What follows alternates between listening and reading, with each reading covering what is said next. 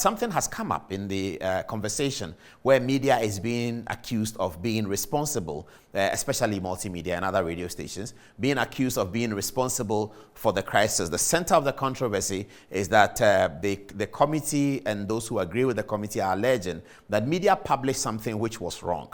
And it is this publication of the matter that was wrong that then set out the anger and the fury in Ejura that occasioned, that brought about the shootings that the committee is investigating.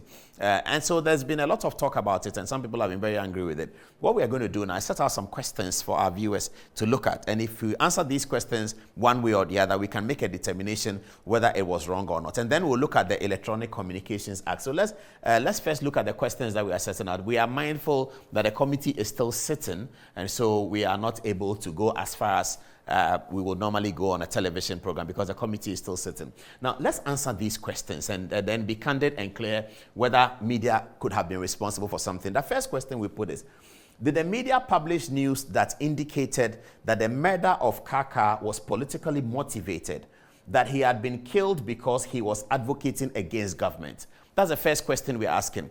Was there actually publication in the news that indicated that the murder of Kaka was politically motivated? Politically motivated just means that he was killed for holding or expressing some political views. We know about the issue about Fix the Country and all that. Tonight, Fix the Country is suing, or they are going to Shraj to insist that Kaka was their member, because the committee has said that Kaka was not a member of Fix the Country. I don't know whether he was a member or not, but you know, because they say he put up some videos and said he agrees with Fix the Country, something like that. But this is the first question we asked. Did the media publish news that indicated that the murder of Kaka was politically motivated, that he had been killed because he was advocating against the government of the MPP? The second question, flowing from the first, is this.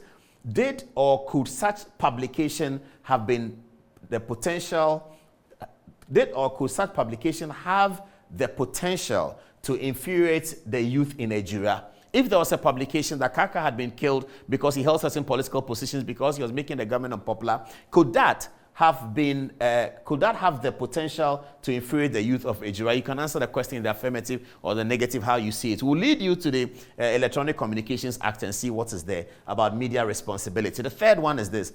If the reports, as published by media, especially multimedia, had made false attributions, then did such report pass the regular test for the publication? Let's read that again. We are asking, if the report as published by media, especially multimedia, had made false attributions, those reports that were published, if they made false attributions, then did such report pass the regular test for a publication? Because there's usually a regular test for a publication. When you want to publish something, you take it through a test. Is it true? Is it verifiable? Is it helping society? Blah, blah, blah. There's a test for it. And if such reports that were published by multimedia in the attempt to broadcast the news, if it had false attributions, and that's why we put a big if there, that has to be ascertained. If you had false attributions in the story, did it pass this test for the regular story?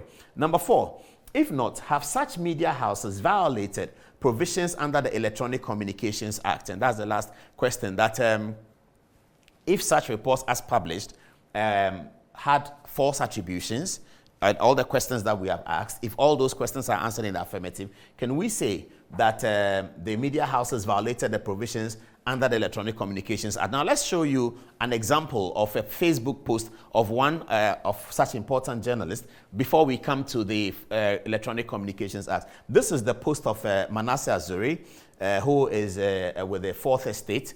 And Manasseh put up this post on 30th June at 5:43.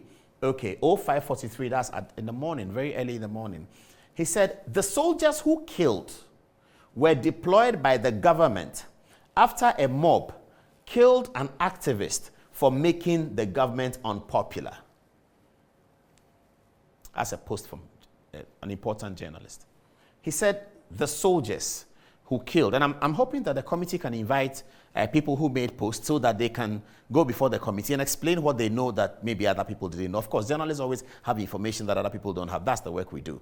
But the committee must be able to call such people who made public posts to ascertain that, can you help the committee with the information? But this is what was written. And this kind of thought, this train of thoughts, sort of permeated through the media, some of the media throughout the process. He said the soldiers who killed were deployed by the government after a mob killed an activist for making the government unpopular. So attributions have been made here. Well, whether it's false or not, attributions have been made. The attributions that have been made is that the mob had killed the government, had killed Kaka because Kaka was allegedly making the government unpopular. This is an important post. Now, if I'm a young person in Ejura and I see this, and I ask myself, why should, has it, that's what you heard Kennedy Japan say. He said, has it come to that? That's what everybody will say. Has it come to that? People die because they are making the government unpopular. People die because they say something about the government. Is that where we have come to in Ghana in 2021? That's what this post is suggesting. Let's look at the Electronic Communications Act. They'll put it up right now, and then you can see it. And then we can look at what should guide the committee in doing these things. Okay, so Electronic Communications Act 2008, Act 775. It's entitled False Communication, Section 71(1). It reads as follows. A person who by means of electronic communication service knowingly sends a communication which is false or misleading and likely to prejudice the efficiency of life-saving service or to endanger the safety of any person, ship, aircraft, vessel, or vehicle commits an offense and is liable on summary conviction to a fine of not more than 3,000 penalty units or a term of imprisonment of not more than 5 years or both. That's in the Electronic Communications Act, Section 76(1). Let's look at 76(2). 76(2) says that a person is taken to know that a communication is false or misleading if that person did not take reasonable steps to find out whether the communication was false, misleading, reckless, or fraudulent. That's what it is. That's the law that Parliament passed in 2008.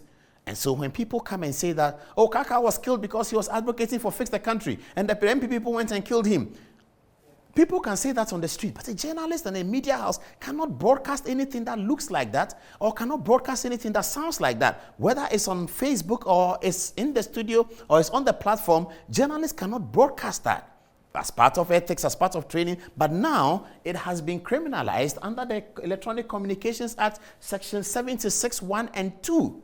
And it says that a person is taken to know that a communication is false. That is, it will be imputed to you that you are aware that what you are publishing is false if that person did not take reasonable steps to find out whether the communication was false, misleading, reckless, or fraudulent.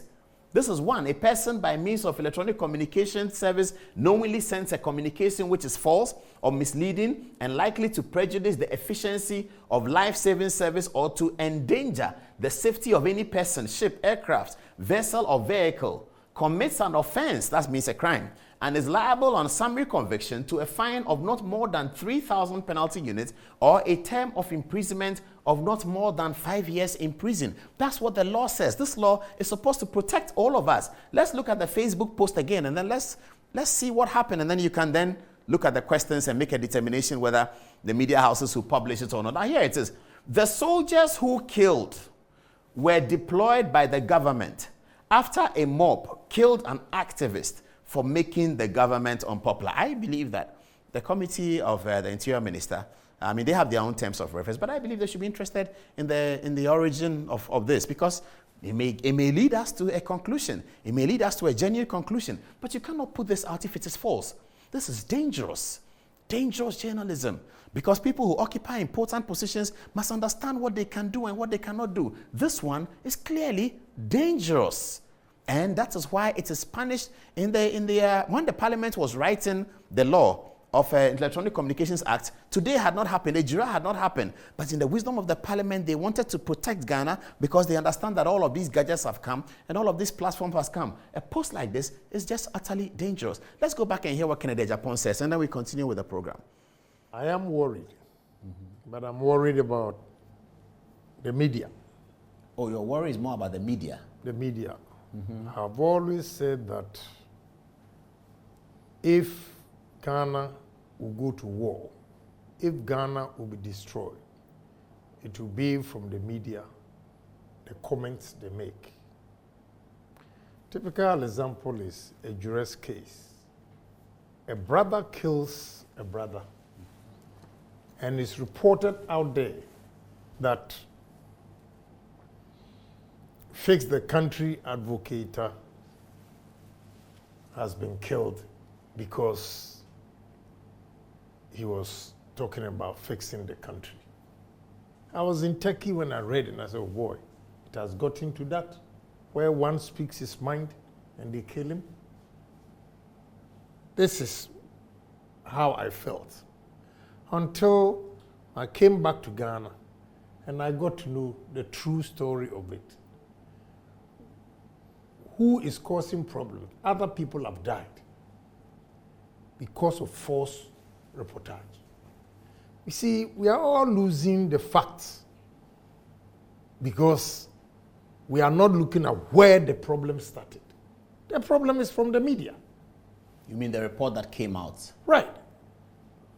Infuriated the youth. No, was it not Fix the Country people who claimed that the person who has been killed is their member and they wanted a meeting with the police? What was put out there, those of us who were not in the country, was that Fix the Country member has been killed. And it is not me alone in Turkey, but Ghana here, those not in Ejura, who also think, yeah, indeed, he was killed because of what he was doing. Not knowing it has its own problem. It has nothing to do with politics. It has nothing to do with politics. And look at the results. Other people died. Right. Because of false reportage. They are not looking at that angle. My brother, we have to be careful in this country. The way we give information, the way we come out, especially with the social media. Yeah, I think it's more social media. Maybe, I don't know whether the media actually reported it as factual information. Well, now they are part of you, so you can't run away. Media, but social media is everybody's, you and me. It's what you write on Facebook. You can't run away. What I don't write Facebook. anything. I don't have time. I know you may not write, but a lot of the youth are writing. You know, so we have to be careful.